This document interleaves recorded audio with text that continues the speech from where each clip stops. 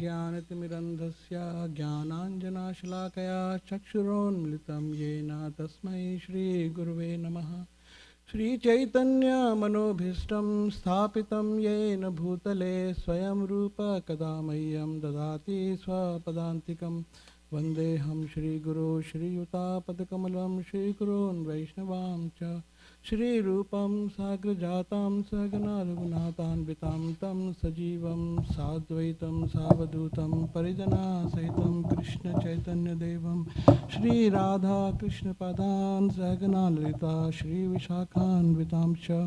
हे कृष्ण करुणा सिंधु दीनबंधु जगतपते गोपेश गोपिका कांता राधा कांता नमोस्तुते। तप्त कांचन गौरांगी राधे वृंदावनेश्वरी वृषभानुसुते देवी प्रणमामि हरिप्रिये। वंशाकल्पतरुभ्यश्च कृपा सिन्धुभ्यैव च पतितानां पावनेभ्यो वैष्णवेभ्यो नमो नमः। जय श्री कृष्ण चैतन्य प्रभु नित्यानंद श्री अद्वैत गदाधर शिवासदि गौर भक्तवृंद। हरे कृष्णा कृष्णा कृष्णा हरे हरे, हरे राम राम राम हरे हरे। नमो विष्णुपदाय कृष्ण पृष्ठाय भूतले श्रीमते भक्ति वेदांत स्वामिनिति नामिने। नमस्ते सरस्वती देवे गौरवाणी प्रचारिणे निर्विशेष शून्यवादी पाश्चात्य देशतारिणे। Today we are reading from Bhagavatam, Canto 8, chapter number 20, text number 21 onwards, all the way till the end of the chapter.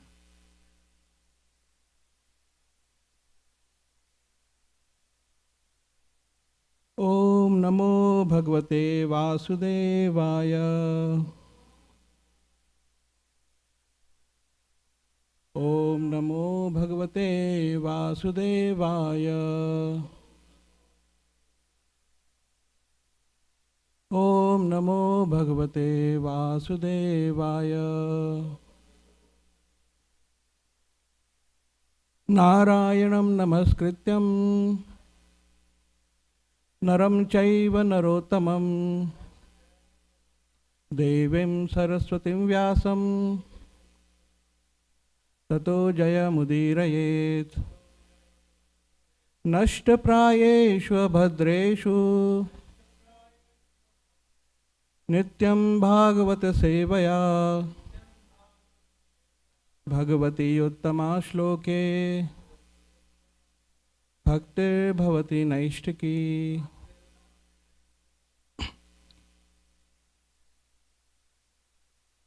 So what we can do, we can just read first all the translations and then come back to the verse to be focused in today's discussion. So I would like some help from audience to read the translation from text number 21 onwards.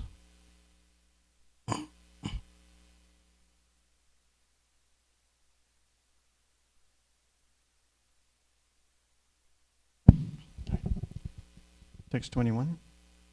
The unlimited Supreme Personality of Godhead, who had assumed the form of Vamana, then began increasing in size, acting in terms of the material energy, until everything in the universe was within his body, including the earth, the planetary systems, the sky, the directions, the various holes in the universe, the seas, the oceans, the birds, beasts, human beings, and demigods, and the great saintly persons. Bali Maharaj, along with all the priests, acharyas, and members of the assembly, observed the Supreme Personality of God's universal body, which was full of 6 opulences. That body contained everything within the universe, including all the gross material elements, the senses, the sense objects, the mind, intelligence, and false ego, the various kinds of living entities, and the actions and reactions of the 3 modes of material nature.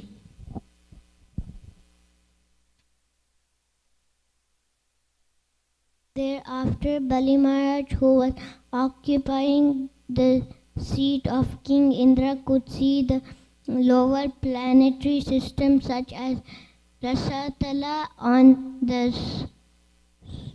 soles of the feet of the large universe.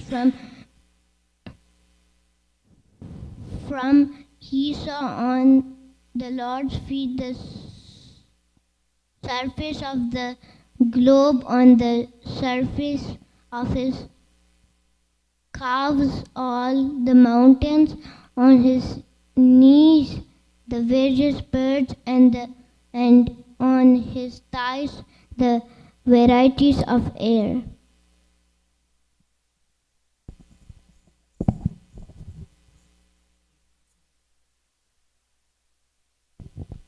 Bali Maharaj saw beneath the garments of the Lord, who act wonderfully, the evening twilight. In the Lord's private parts, he saw the Prajapatis, and in the round portion of the waist, he saw himself with his confidential associates. In the Lord's navel, he saw the sky. On the Lord's waist, he saw the 7 oceans. And on Lord's bosoms, he saw the clusters of stars. Text 25-29. My dear King, on the heart of Lord Murari, he saw religion. On the chest, both pleasing words and truthfulness. In the mind, the moon. On the bosom, the goddess of fortune, with a lotus flower in her hand. On the neck, all the Vedas and all sound vibrations. On the arms, all the demigods, headed by King Indra. And both ears, all the directions. On the head, the upper planetary systems. On the hair, the clouds. In the nostrils, the wind. On the eyes, the sun. And in the mouth, fire. From his words came all the Vedic mantras. On his tongue was the demigod of water, Varunadev.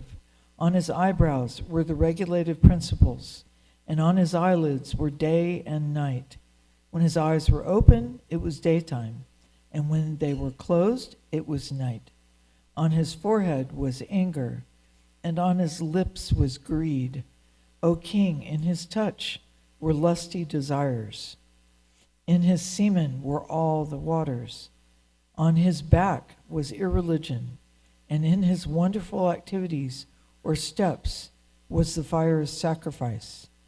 On his shadow was death. In his smile was the illusory energy, and on the hairs of his body were all the drugs and herbs. In his veins were all the rivers. On his nails were all the stones. In his intelligence were Lord Brahma, the demigods, and the great saintly persons. And throughout his entire body and senses were all the living entities, moving and stationary. Bali Maharaj thus saw everything in the gigantic body of the Lord.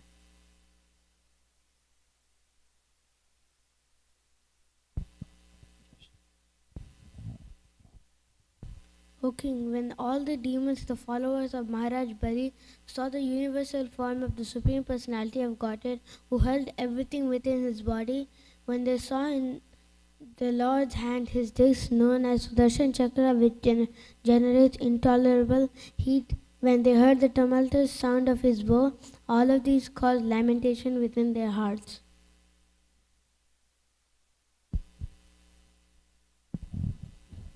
Text 31. The Lord's conch shell named Pankajanya, which made the sound like that of a cloud.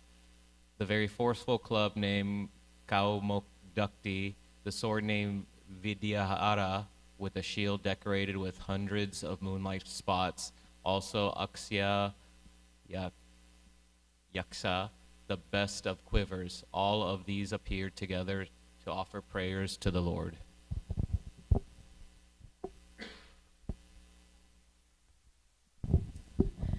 These associates, headed by Sunandana and other chief associates, and accompanied by all the predominating deities of the various planets, offered prayers to the Lord, who wore a brilliant helmet, bracelets, and glittering earrings that resembled fish.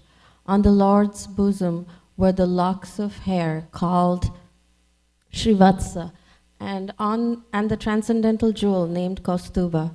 He wore a yellow garment covered by a belt, and he was decorated by a flower garland surrounded by bees. Manifesting himself in this way, O King, the Supreme Personality of Godhead, whose activities are wonderful, covered the entire surface of the earth with one footstep, the sky with his body, and all directions with his arms.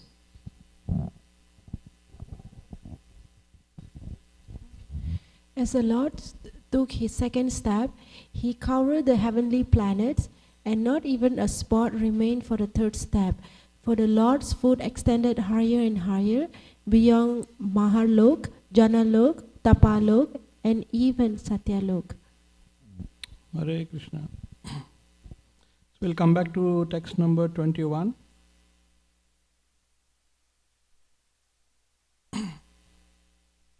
We'll recite Sanskrit. Tadvamanam rupam abardhatadbudam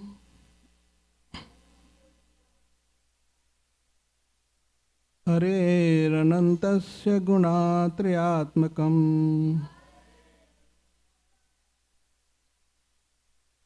Bhukham dishodhyur vivarapayodayas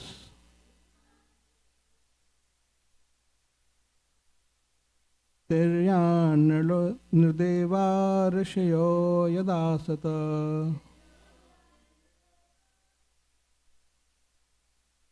Tadvamanam rupam avadhratadbudam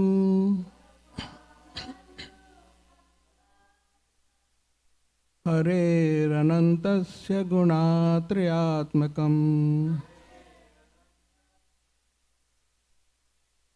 Bhukham dishodhyur vivarapayodayas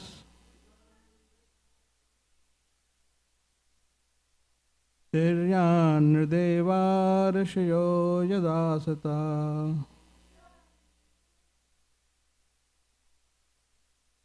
You would like to chant? Tadvamanam rupam avadhratadbudam Hareranantasya gunatriyatmakam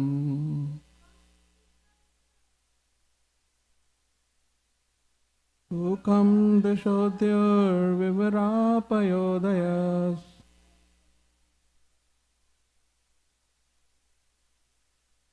Tiryan nirdeva rishayo yadasata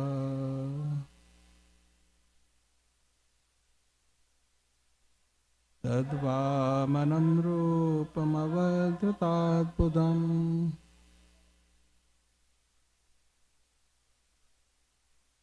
Hareranantasya gunatriyatmakam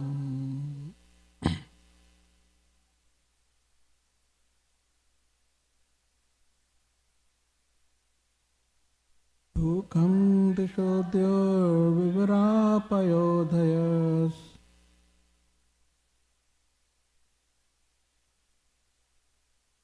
Tiryan nirdeva rishayo yadasata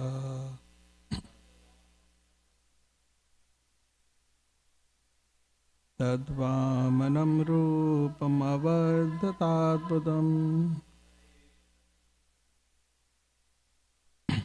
Hareranantasya gunatriyatmakam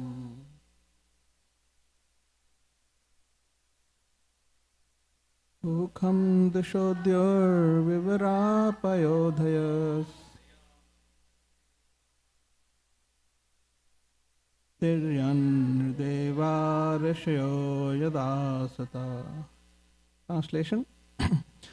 The unlimited Supreme Personality of Godhead, who had assumed the form of Vamana, then began increasing in size, acting in terms of the material energy, until everything in the universe was within his body, including the earth, the planetary systems, the sky, the directions, the various holes in the universe, the seas, the oceans, the birds, beasts, human beings, the demigods, and the great saintly persons.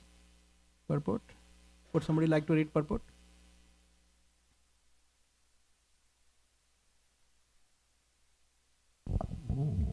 Bali Maharaj wanted to give charity to Vamanadev, but the Lord expanded his body in such a way that he showed Bali Maharaj that everything in the universe is already in his body.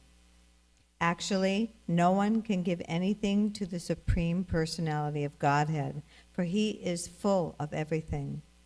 Sometimes we see a devotee offering Ganges water to the Ganga. After taking his bath in the Ganges, the devotee takes a palmful of water and offers it back into the Ganges. Actually, when one takes a palmful of water from the Ganges does not lose anything. And similarly, if a devotee offers a palmful of water into the Ganges does not increase in any way. But such an offering, the devotee becomes celebrated as a devotee of Mother Ganges. Similarly, when we offer anything with devotion and faith, what we offer does not belong to us, nor does it enrich the opulence of the Supreme Personality of Godhead. But if one offers whatever he has in his possession, he becomes a recognized devotee.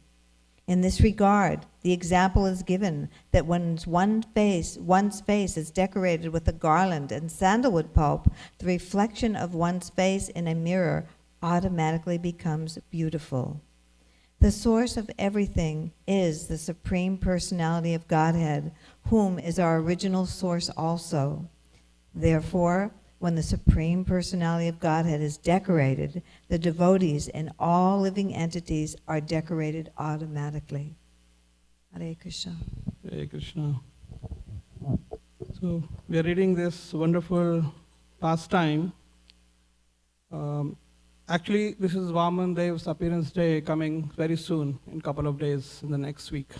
So it's very in the right time frame that we are discussing this pastime, and Vaman Dev's appearance day is coming on Thursday, I believe, next week. And before that, tomorrow is Radha Ashtami also. Our Mother Ishwari Kumari covered some wonderful pastimes of Radharani so sweetly yesterday.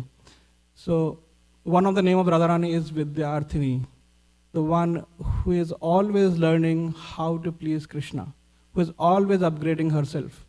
She is the source of all devotion anybody can ever have. And still, she is ever increasing her devotion to Krishna and figuring out newer and newer way to serve Krishna. So we can never settle ourselves too. We can never become perfect. We should also keep learning, and these scriptures, these appearance days, these festivals offer an opportunity for us to keep learning, keep growing. So this 8th canto is made up of 24 chapters, and out of 24 chapters, I think 16 are dedicated directly or indirectly to the pastime of, or the activities of Bali Maharaj. So there are 8 directly talking about Bali Maharaj stories towards the end. In the beginning, there are 8 chapters about Samudra Manthan. Samudra Manthan is all about demigods and demons fighting, and demons were headed by Bali Maharaj. So in that way, we can imagine that how much of the time and the narrations are devoted to Bali Maharaj in this 8th canto. Practically the 60-70% of the canto is given to Bali Maharaj. And there is a reason behind, because he is one of the Mahajan. So diving deep into the pastime, what's the context? I will just read the one verse before this. The verse 20 says, the Gandharvas, the Kimpurushas, the Kinnaras sounded thousands and thousands of kettle drums and trumpets again and again, and they sang in great jubilation, declaring how exalted a person is Bali Maharaj, and what a difficult task he has performed. Even though he knew that Lord Vishnu was on the side of his enemies, he nonetheless gave the Lord the entire 3 worlds in charity.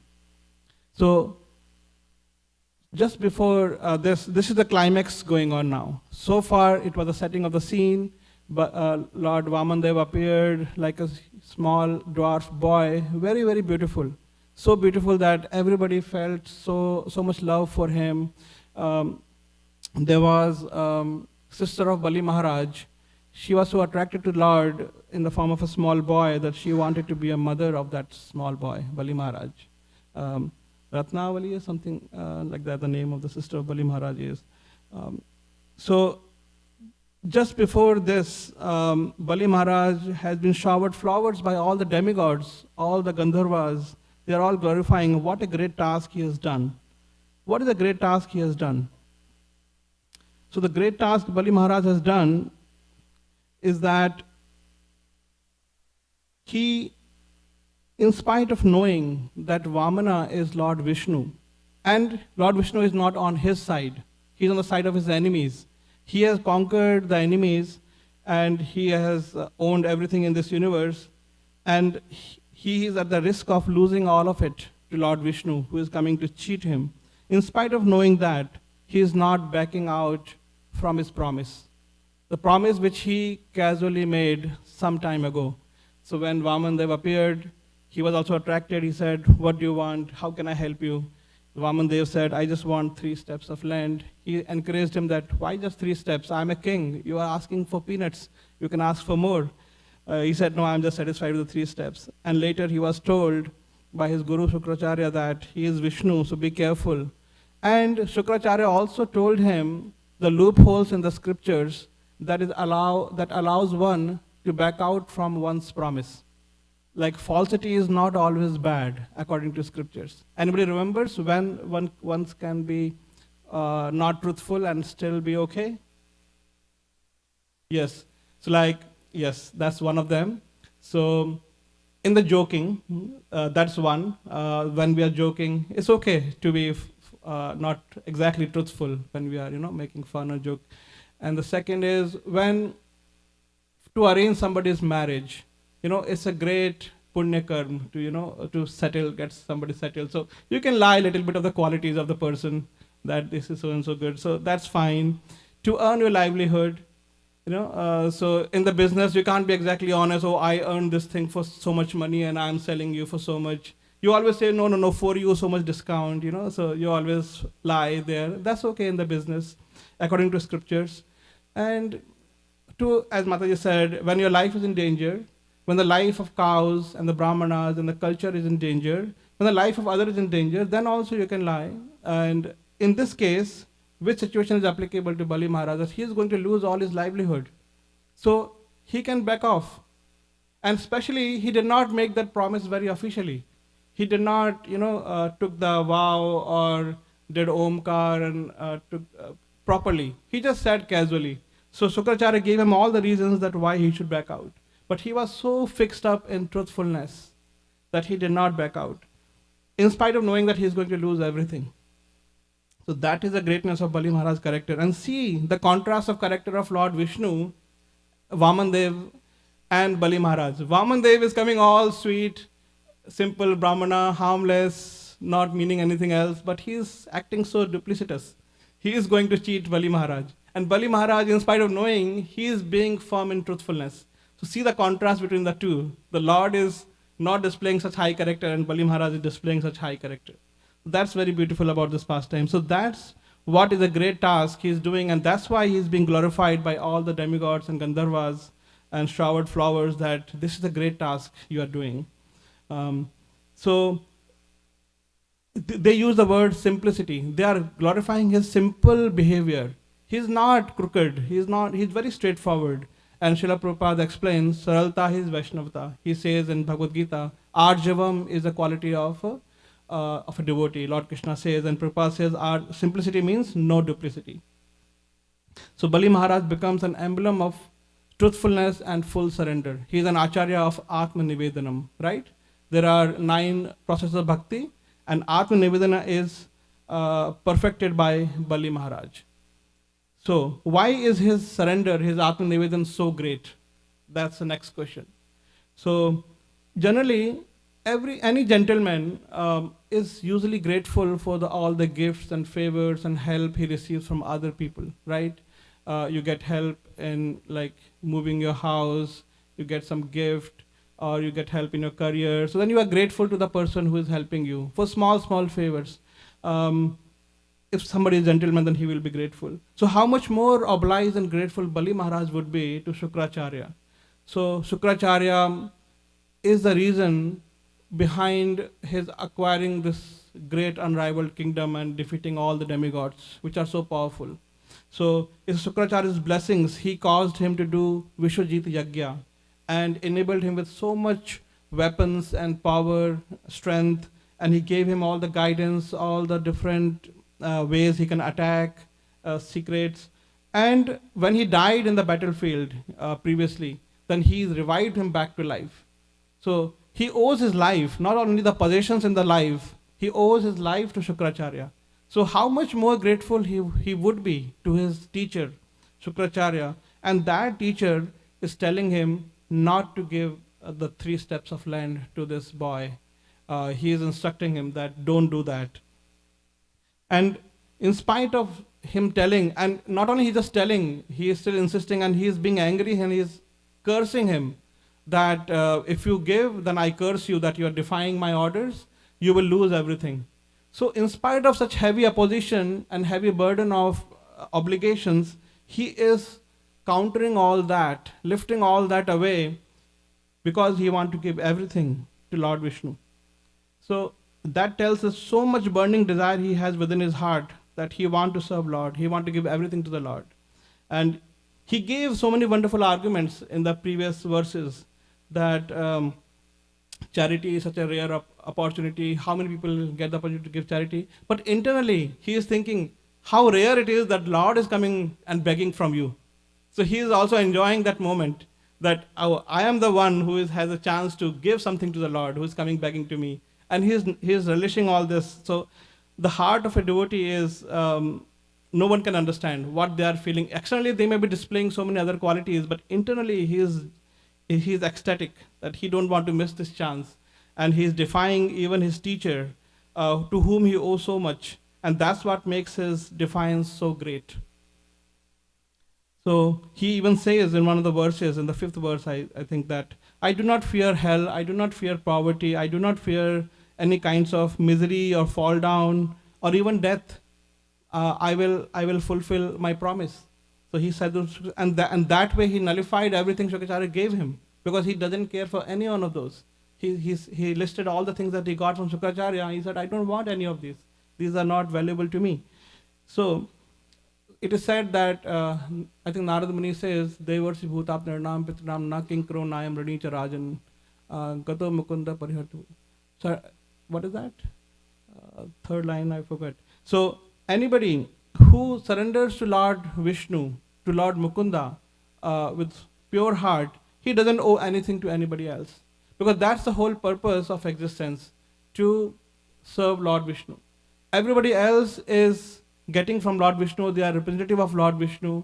So if you are coming to the point that you can acknowledge that and realize that, and you are able to serve Lord Vishnu directly, then you don't owe anything who are indirect representative of Lord. You don't owe anything to them. So Bali Maharaj, great grandfather, his grandfather is Prahlad Maharaj. So Prahlad Maharaj showed how one should be forever grateful to his spiritual master. Who is his spiritual master? Narada Muni. That even after going back to Godhead, he wants to serve Narada Muni. He is so indebted, so grateful. And in the contrast, Bali Maharaj is showing that how one is not forever obliged to a material teacher, to a materialistic teacher, right? Who is not teaching the eternal religion, eternal dharma, Bhagavad dharma, then you don't owe them too much, right? So he is giving a counter example of what Prahlad Maharaj set as an example, that how you are eternally grateful to your spiritual teacher, and Bali Maharaj saying that if your teacher is materialistic, then you are not at all obliged. Shukracharya word means, Shukra word means semen. So Shukracharya is like family lineage, family teacher, like materialistic relationships, right? So Shukracharya is a giver of life. In the Vedic culture, the brahmacharya is so much glorified, because if you hold your semen, then you can have a long life. So that's a literal meaning. That's also the secondary meaning behind this. So Bali Maharaj is giving the opposite example of what Prahlad Maharaj said. So now begins the climax from this verse onward, 21 verse onward. Lord is, one of the name of Lord is Urukrama. He is a performer of wonderful activities that no one can repeat, no one can even imagine what Lord would do. So when he appeared, such a sweet boy, no one imagined that what is going to happen next, that everybody is feeling so loving towards this small boy. Then he started assuming this gigantic form. He started growing. Actually, it came as a sudden surprise to everybody that what he's going to do. So whenever he does something, like Lord appeared as Lord Nrsingadev, nobody imagined that he will come as Lord Nrsingadev, half man, half lion, and he came as Lord Varadev when the earth was under the ocean. So whatever Lord does is unimaginable. What to speak of repeating them? What to speak of matching that? So what is the significance of Lord growing his body and covering this whole universe with the 3 steps? Usually by the 3 steps, we understand that it's a surface that we are covering, 2-dimensional surface, right? We are stepping on a ground, but he is growing in size. So Jiva Goswami explains one of the later verses purport that the 3 steps also include the size of the body and some portion of the ground below the earth and everything up to which you occupy the space.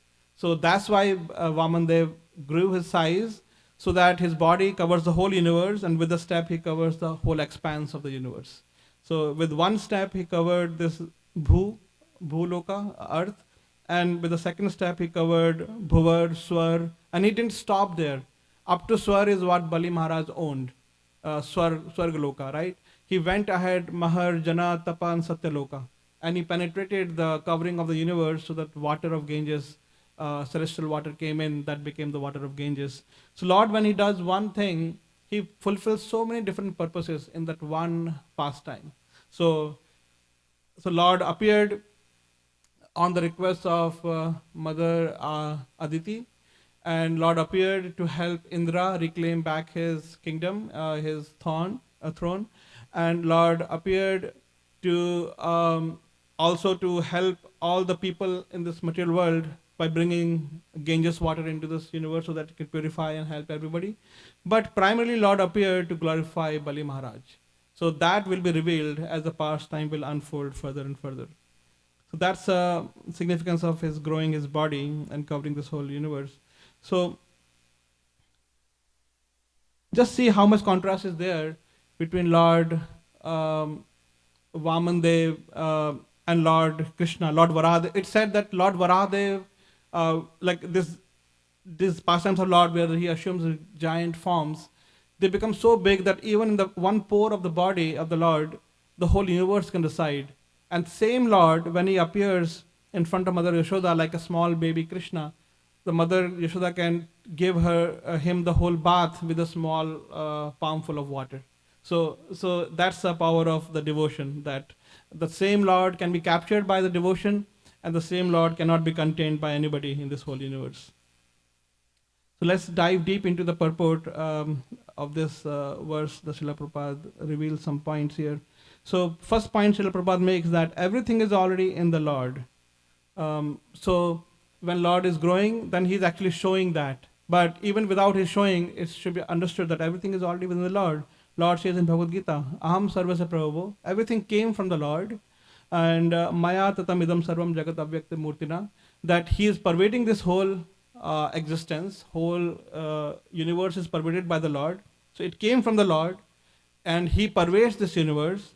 And then he also says that nachamastani bhutani pashyami yogam ishwaram, that also everything is not in me. So just see my yoga aishwaryam, that how is my opulence, and then everything is controlled by the Lord. So this is the mystic power of the Lord, that everything is in him, everything came from him, he is in everything, and everything is not in him. So everything is simultaneously true. So that's the beauty of all the contradictions are resolved in the absolute truth. So, and the second point Srila Prabhupada makes that when somebody offers the Ganges water to the Mother Ganges, what's the loss to Mother Ganges when the water is taken from her, and what's the gain to Mother Ganges when the water is given back to her? There is so much water, there is no loss, and there is no gain. Everything already belongs to Mother Ganges. So similarly, when we offer anything to the Lord, then what Lord needs, everything already belongs to Lord, and nothing was gained, nothing was lost from the Lord, right? But still, such offering is very significant. Because Srila Prabhupada gives another example, that when we decorate a face, then the reflection in the mirror is also decorated. We don't have to separately decorate the reflection in the mirror. Simply decorating the face decorates the reflection. So we are all reflections of the Lord. We are all part and parcels of the Lord. So instead of trying to please ourselves, we should please our original source, that is Lord. So when we please and serve the original source, then we will be supremely happy. So that's natural byproduct. So when we offer anything to the Lord with love and devotion, it is not that articles are being offered, that is a gain. It's not that Lord is lacking anything in the Vaikuntha. He says, Patram Pushpam Phalam Toyam, that give me water, give me leaf, give me fruit, give me flower. There is some scarcity in Vaikuntha that He's asking from us these things. So there is nothing like that. He is asking for our love. And why He's asking for our love? That it's not that He needs that love. We need that reciprocation from Him. That it is His kindness to us that He is willing to accept our offerings to Him. And then we become, then He makes us famous. Whenever devotee gets recognized, devotee experiences loving exchanges from the Lord. And that way, it is our true self-interest to serve the Lord. So this is the second point Srila Prabhupada is making in this purport. In the remaining verses, we can see how the Lord is beginning to grow. It came a sudden surprise to everybody. Everybody is amazed. What's happening? So Lord actually, by His kindness, He gave everybody this divine vision, Divachakshu, by which they could see the Lord's body. Because it's not physically possible to somebody growing that big and still one is able to see fully, right? Because our vision fades beyond certain miles. We can't see beyond that. But Lord is giving this divine vision to everybody, not only Bali Maharaj, but everybody. So they can see what Lord is displaying. So what is the Lord? So what does Bali Maharaj see first? So first he started seeing all the manifestation of the universe. So basically all the places, all the objects like planets, the directions, the oceans, the rivers, the mountains, the big stones. So he's seeing all these different places. And second thing, he's seeing all the living entities, animals, birds, reptiles, all these lower forms of animals, then human forms of animals, the demigods, and above demigods are the rishis. So he is seeing all the beings, all the different species in the body of the Lord, and arranged in different hierarchical order, from the foot to the head. He is seeing all of these things. Then his vision changes to see more fundamental objects, of which everything else is made up of. So what are the more fundamental things? Like 5 gross elements: earth, water, fire, air, ether. The subtle objects, the senses, mind, intelligence, ego. Even more subtle objects, the 3 modes. How can one see the subtle objects? One can see the gross objects, that's still fathomable.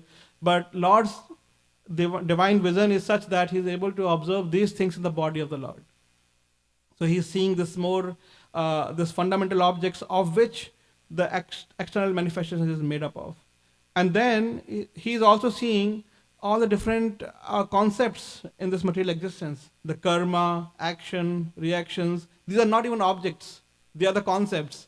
So Lord is giving him the vision of these things. The religion, what's prescribed duty, what's the Vedic mantra, sacrificial fire, all of these things. Religion, what's sinful activity. So he's seeing whole existence in the body of the Lord in a way. Starting from the gross, going to subtle, going to thoughts, going to concepts. So he saw everything in the body of the Lord.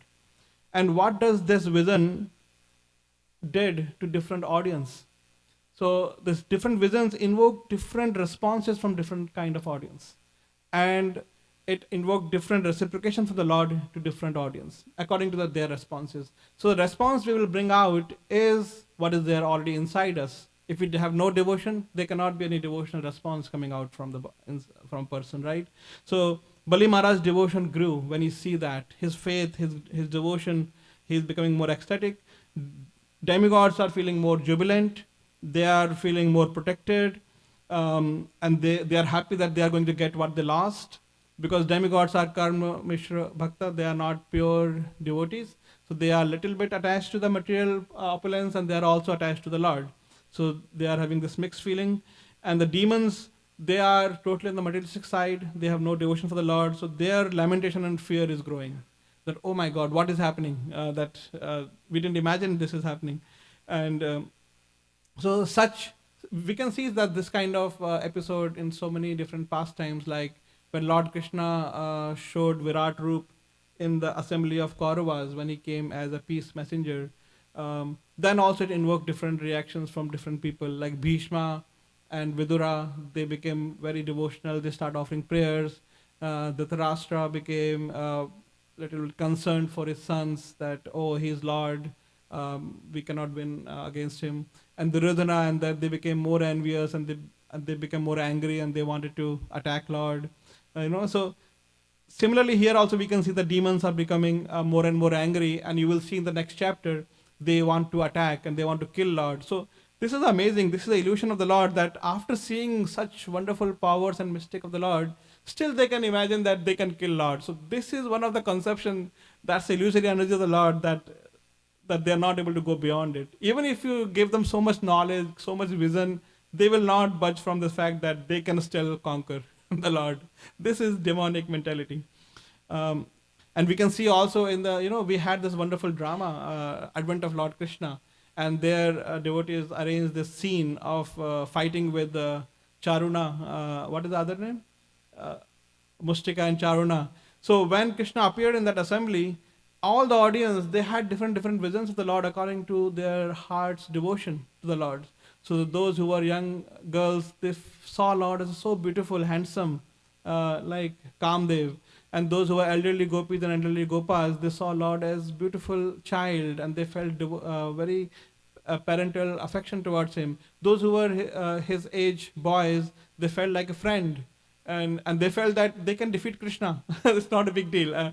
And those who were the pahalwans, those who were the wrestlers, they saw Krishna as a strong-bodied person, Krishna and Balram, and they felt a little bit afraid that, oh my God, this is going to be equal match. And Kamsa saw death personified in Krishna. So like this, according to what is there in your heart, you will see that in the Lord. So Lord reciprocates with everybody. So Krishna is described as Nitya Nitya Nam Chaitanya Chaitanya Nam Eko Bahunam Yo Vidhati Kaman. That he is one eternal among many eternal, and he is the one that fulfills desires of everyone. Eko Bahunam Yo Vidhati Kaman. So here we see that Bali Maharaj's sister, Ratnavali, she saw Lord as a young boy. She felt very affectionate. She wanted to feed milk to this young boy and wanted to have him as a child. So Lord noticed that desire. And when he started growing in size, just like other demons, she also felt very inimical towards Lord. She felt protected towards her brother, and she wanted to kill Lord. And he said, I want to kill this. What is happening? So Lord noticed that desire too. And in the next life, she became, anybody knows? Putana, Aho Bakiyam. She is sister of Bakasur. That's why her name is Bakiyam, also Putana. So, and then she came and she fed this poison smeared breast milk to Lord Krishna, and Krishna accepted that. But Krishna accepted that temporarily. Krishna reciprocated that with her desire of trying to kill him. Nobody can kill Krishna, but he gave her a chance to practice that desire. But he gave the other desire, which is purified desire of serving Lord, eternal chance, and gave her a position of mother in the spiritual world. And that is what is in the remembrance of Uddhava in the 3rd canto, 2nd chapter, when he is talking with Vidura, he is remembering Aho Bakiyam Stanakal Kutam Levhe Apayam, not remembering that verse, that out of envy or she wanted to feed Krishna poison, but Krishna took her pure desire of feeding milk and fanned that quality more and ignored the negative desire. And so that's how our Lord is. And then Uddhava is remembering that how can anybody be more merciful than such a Lord? And how can I take shelter of anybody else but such a Lord? So this is the quality of the Lord, that he always sees the good and magnifies that and minimizes the bad. So actually this whole pastime, as I was saying earlier, that Lord serves many purposes in executing any Leela. So one may say that he came for Mother Aditi or for Lord Indra's sake or for the people, but actually his inner reason is to come for the sake of Bali Maharaj. So Bali Maharaj is Acharya of Atma Nivedan, and he's one of the 12 Mahajan. So externally Bali Maharaj is glorifying this opportunity for charity, but internally he is very eager to give charity to the Lord. So whole his life, he has been in the Asura family. He was a grandson of Prahlad Maharaj, so definitely he had a very great samskar from his childhood. So he got a lot of devotion by the mercy of Prahlad Maharaj. So he nurtured that, but he's also with the other Asuras, surrounded by that. And Asuras are like competing with demigods, and he has a responsibility towards them, like family, Kula Dharma, right? Towards his Samaj, towards his society, towards his Guru. So he is fulfilling that duty his whole life, fought so many battles, lost one, going through all these cycles with the demons. But in his heart, he is carrying so much devotion that nobody could notice. Like he so carefully did not reveal that devotion till now. But that must be there, otherwise it cannot come in a moment like this. That he has nurtured that devotion from his childhood till now.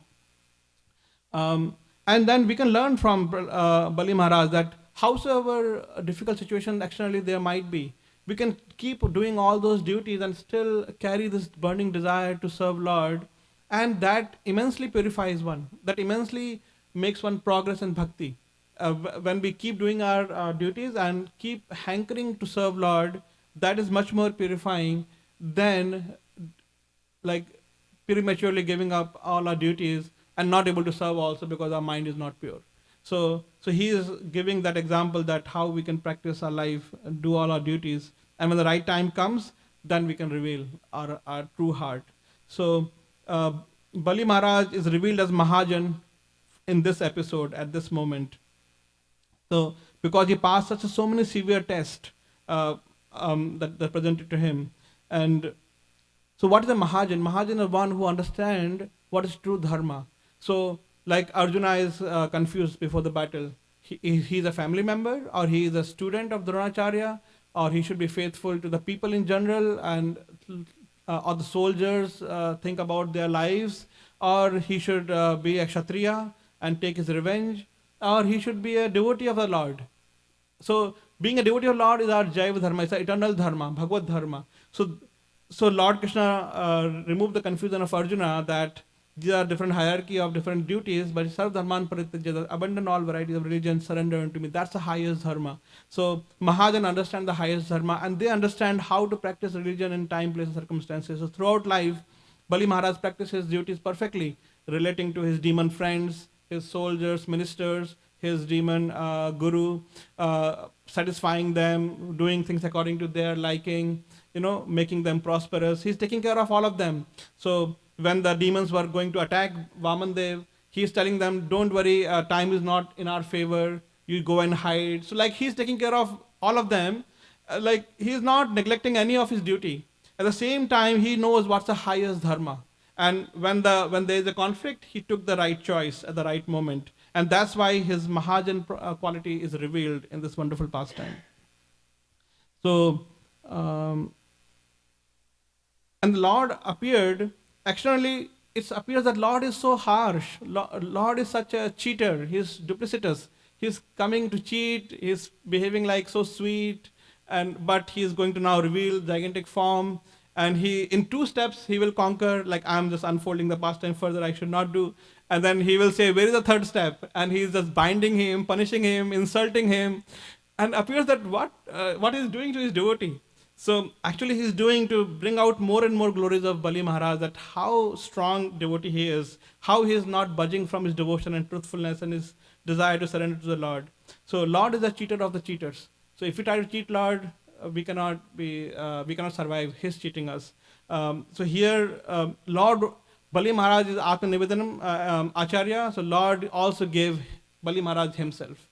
So as we learn, that true winner of this whole thing is not Indra, but the Bali Maharaj, because he will become the next Indra also. So that is equating with the Indra, what he gets. And he also got an unrivaled kingdom at the end of this in the Rasatal, till the next time when he becomes the Indra. And not only that, and Lord is always with him, protecting him as his doorman, right? So this is amazing. So when we don't want any of these material possessions and just want the Lord, then we don't lack anything that anybody can ever hope for getting in this material world. Because Lord makes sure that we will not lack anything. Yoga Shema Bahamyam. That Lord will cover everything that we need and anything that we have. he will protect that. So there is no loss on the path of bhakti, and there is a full protection. There are many things we could speak, but I'll stop here. Time is running out. So any questions or any comments, please?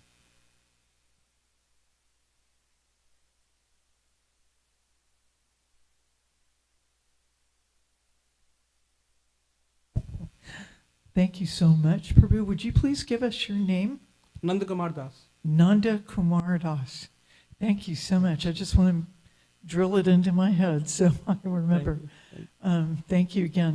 The question I've got is, there's a quote that says, what other Lord may I accept except the Lord of the Yadus, who gave even liberation to Putana? Who?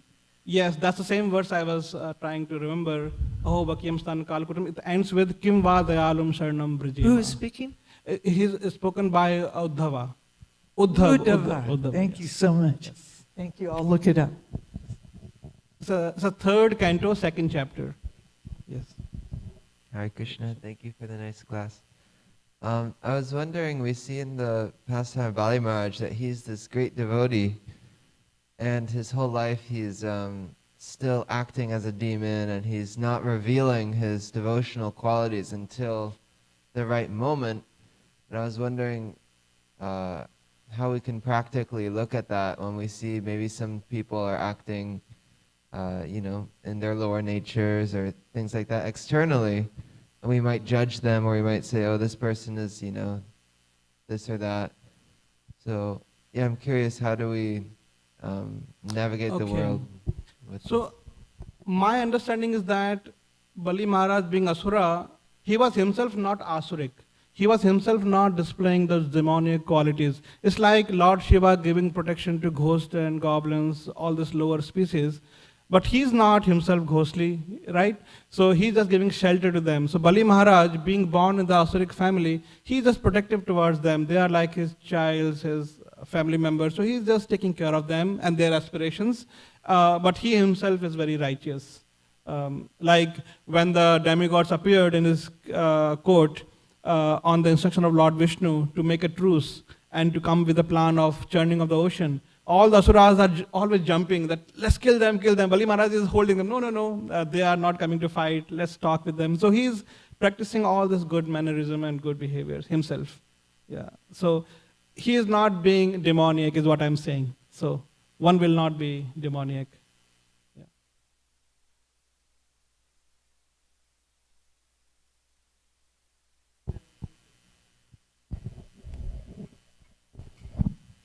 Hare Krishna, Nanda Kumar Prabhu, thank you for a very nice class. I had two questions. One was,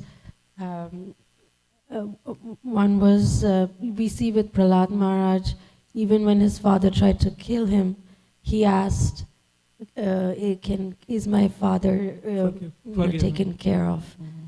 So I'm curious if when Vamanadev came and Bali Maharaj had this interaction with Vamanadev, do we know what happened to Shukracharya after? I think there is one. Did he have any realization? I think there is one small interaction to where Lord Vamanadev asked, so Shukracharya, what's your realization? He asked that question, like I'm paraphrasing. Shukracharya said, Lord, whenever your names are chanted, everything is perfect. Like he just admitted and submitted. So Shukracharya is also an interesting personality. He's like Brihaspati's counter, right? He is also a lot of knowledge of Vedic scriptures, but then what knowledge they focus on, somehow he is a little inimical towards the demigod side, because I think he was not recognizing, I'm not recollecting the exact pastime, but he was hurt by demigods. And then he took a vow that, okay, I will be on the side of demons. So he's like practicing that enmity with them. But he's aware of all the things. And he's playing, and he's using Vedic scriptures as the Kalpataru, like extract anything valuable out of this for his purposes. So he's aware of all the things, but unwilling to still submit. That's what his position is, yeah. And the other one, maybe if it said that Bali Maharaj, he saw himself, but the himself was lowercase. So Bali Maharaj saw his own personal self in the universal form, in the belly. Yeah, in the belly, in the side, I think. So he saw that he is also part of the existence in the Lord. So he also belongs to Lord, yes, he saw.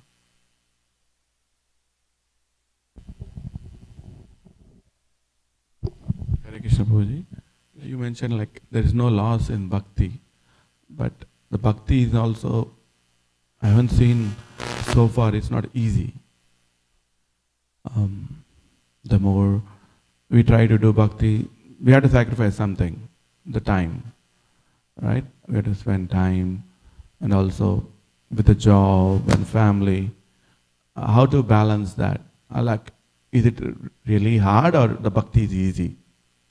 Actually, like we see the example of, the marriage party trying to row on the river going other side, but they did not remove the anchor and they were trying to make progress, so then they cannot make progress. So it depends on our attachments, our anchors that we have not lifted. So if that is the case, then the progress is slow. It's up to us. It's very easy if we surrender, submit to the Lord and flow with the desire of the Lord. That is very easy.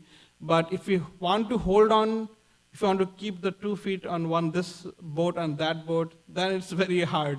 Both will go in opposite directions, so then it becomes easy. So holding on, trying to hold on makes it hard, but letting it go and the submitting to the Lord makes it very easy. So it depends which position we take. But giving up is again, it's like sannyas, which Krishna mentioned Arjuna not to take sannyas. So that giving up is in the mind. Giving up is not physically giving up position. That's a fundamental question Arjuna is asking Krishna 4 times in Gita. Right from what is my dharma, then 3rd chapter, then 5th chapter, and then in the 18th chapter. He's clarifying that this giving up is not just external giving up of possessions or even activities. It's a giving up a desire to enjoy, that I'm doing it for me. It's giving up that for me, but doing for Krishna. That's what giving up means. Coming again, it's not easy. Yeah, we can say it's not easy and it's easy. Depends on us. Whether it's easy or not, it will depend on us. Yes. So if we are sincere and pray to Lord that, Lord, I really want to make progress, then Lord will make it easy. Like Vasudev's shackles were broken and he was able to go, because we want to fulfill the mission of Lord. But if we hold on to our own ulterior desires, motives, then it's going to be hard. It's just a function of that. Thank you, Prabhuji.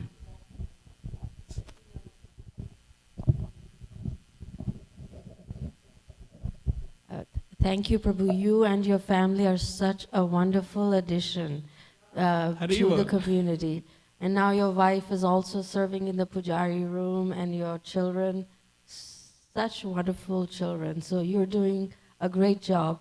And the point about feeling hard, we all feel like that, but there's that example that when you're flying in the airplane, you're going at a certain pace. You can't tell you're going, at that pace. It seems like you're not making any progress, but you're actually like flying. So we all feel like that.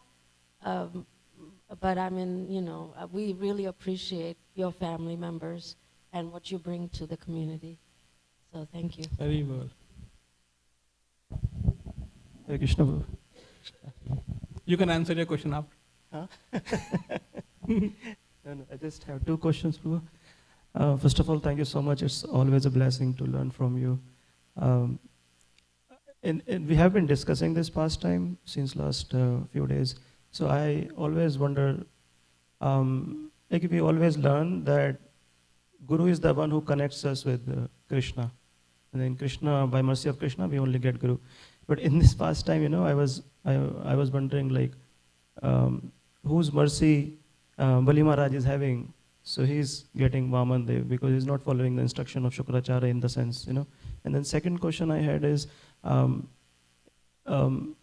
these personalities, when Vaman Dev is coming, are having darshan of the Lord. Like Bali Maharaj is having darshan with the devotion, and then Shukracharya is also having darshan without devotion.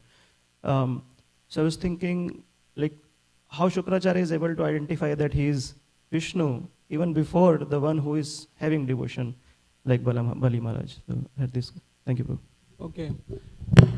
So although I have not read anywhere particularly, but I would guess it's the mercy of Prahlad Maharaj.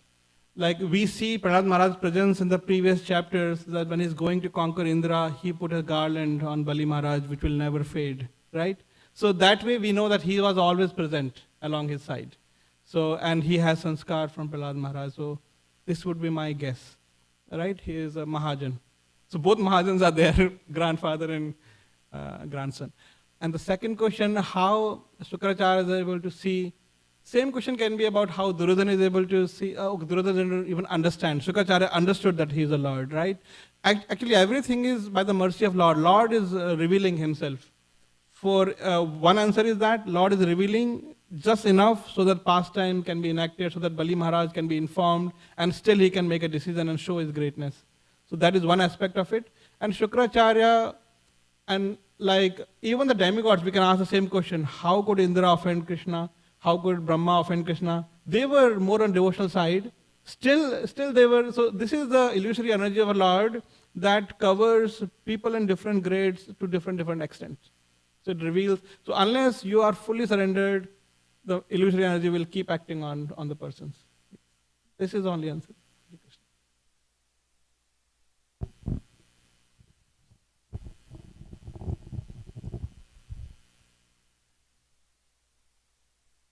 Thank you for the nice class, Prabhuji. My question, I have two questions on the sentence. You mentioned that somebody who is doing devotional service, we don't owe anything to anybody.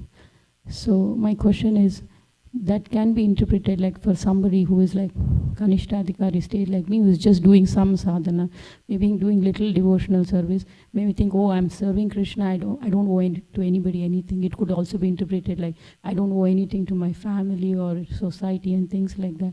So that's one. Can you please clarify when you say, what do you mean by we don't owe anything to anybody? Other question is, at what stage of bhakti is this applicable? Very good question. I think both are connected. So I think we can learn from Bali Maharaj's example.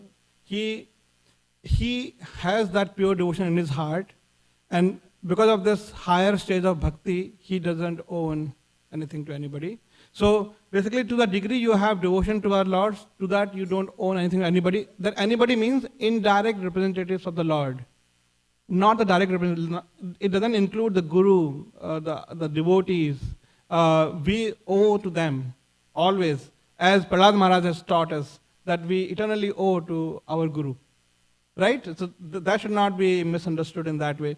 It is owing to the materialistic relations, the materialistic representatives of the Lord, like king or the teacher or the family members. So, and that should be also practiced only when there is a conflict with our practice of pure bhakti. Only then, otherwise there is no need to ignore our regular duties. Only when it's conflicting with the higher duties. And that's the whole essence of Bhagavad Gita. Does it make sense, Mataji? That we are not ungrateful, we are not promoting being ungrateful. We always remain grateful, but we see Krishna connection, like, oh, my parents are given to me by Krishna. Like if we see the Krishna connection, then we can forever owe through that. But if we see a material connection, then we don't owe. So, like that. Hare Krishna. Just one question. Like earlier you mentioned that Bali Maharaj, he have all the good manners, devotion, but why he have that greed that, to take over Indra position? I think that was more of his following his regular duties towards his society of asuras, that they want to prosper, and asuras always feel that they are equally qualified as demigods. They are like step brothers, the sons of Diti, Daityas, and sons of Aditi, the Devatas, Adityas, right? So they are step brothers of each other, and they both feel that they have the right to the throne. So they both side keep fighting and who should own it. So they feel this is their right. With that understanding, they try to get the throne. Yeah. Thank you. Hare Krishna. Should we end here? Hare Krishna. Hare Krishna. Hare Krishna. Thank you very much. Thank you. Jai Srila Prabhupada.